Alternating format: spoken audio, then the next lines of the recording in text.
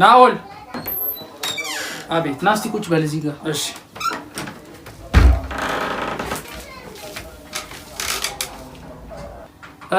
ናኦል ዛሬ ቀኑ ምን እንደሆነ አውቀሃል?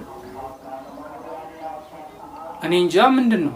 ዛሬ 6ኛ ዓመት ልደትህ ነው። ዛሬ? አዎ።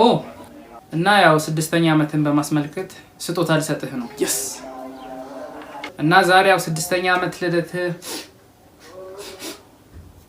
ምንም ይቀረን ነው። እኔ እንጃ። ምናልባት ከውጭ ይሆናል። የጣርከው ነገር አለ? አይ ምንም የጣርኩት ነገር የለም።